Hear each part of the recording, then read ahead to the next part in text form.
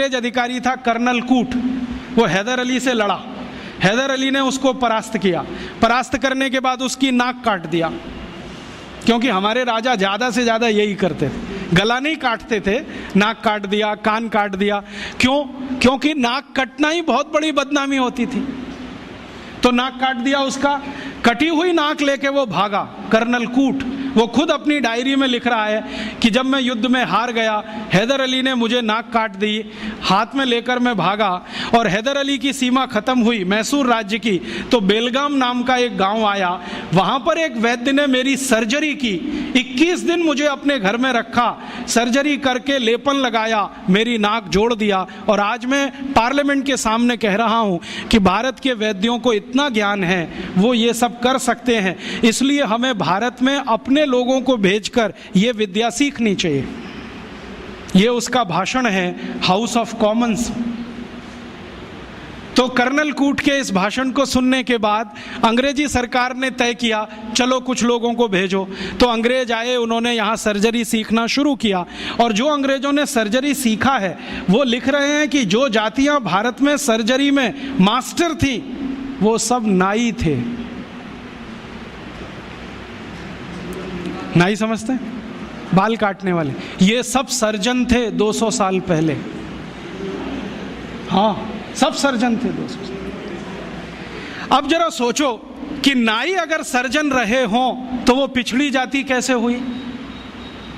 अंग्रेजों ने उनको 1881 के सर्वे में पिछड़ी जाति घोषित किया।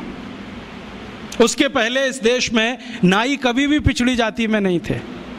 1881 में सेंसस हुआ सबसे पहला, और आज तक वो चल रहा है, हर 10 साल में होता है जनसंख्या का गणना। अंग्रेजों ने पहली गणना में नाइयों को पिछड़ा वर्ग में डाल दिया, और एक अंग्रेज कहता है कि ये अच्छा ही है, क्योंकि ये विद्या में इतने ऊंचे हैं, अगर इनको नीचे नहीं लाओगे ये गुलामी कभी स्वीकार नहीं करेंगे।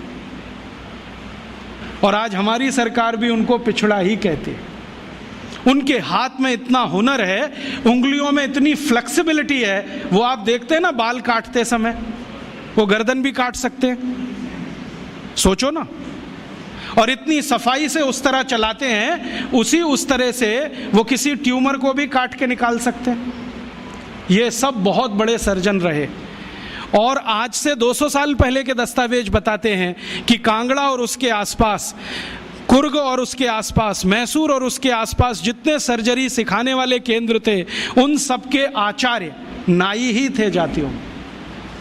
ये सब सर्जन थे, और इन्होंने जो सर्जरी सिखाई है वो हिंदुस्तान के गांव-गांव फैलाई। फिर अंग्रेजों ने क्या किया, ये जो सर्जरी सिखाने वाले केंद्र थे, इन सबको गैर कानूनी घोषित कर दिया।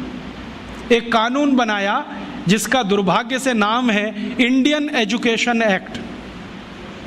उसमें इंडियन कुछ भी नहीं है, नाम उसका इंडियन एजुकेशन एक्ट। उस कानून में उन्होंने ये तय किया कि भारतीय विद्याओं को सिखाने वाले जितने भी केंद्र हैं वो सब गैर कानूनी। तो उन पे ताले डलवाए गए, नहीं डाले तो मरवाया गया, उनको आग लगवाई गई, कितने लोगों को जिंदा जला दिया। वो कहानी सुने तो आपकी आंखों से आंसू निकल आए। ये अत्याचार 100 साल हुआ, उसमें ये विद्या खत्म हो गई। और फिर बेईमान अंग्रेजों ने क्या किया कि यहां से सर्जरी सीखा, और उनके अपने रिकॉर्ड्स में वो सब है। हिंदुस्तान को ये बताया कि देखो हम तुम्हें वापस सिखा रहे हैं। और यहां से सर्जरी सीखकर जो डॉक्टर बने लंदन में, उन्होंने fellow of the royal society की स्थापना की, जिसमें डिग्री लेने के लिए आज हमारे डॉक्टर जा रहे हैं। और उस प्रमाण पत्र को लाके दरवाजे पे बड़ा टांगते हैं। मैं देखो FRS, उसमें शहद लगा के चाटो तो विटामिन C भी ना मिले।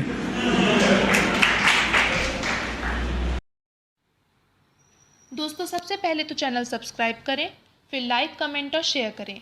और हाँ, हमारा एंड्रॉयड ऐप डाउनलोड करना ना भूलें।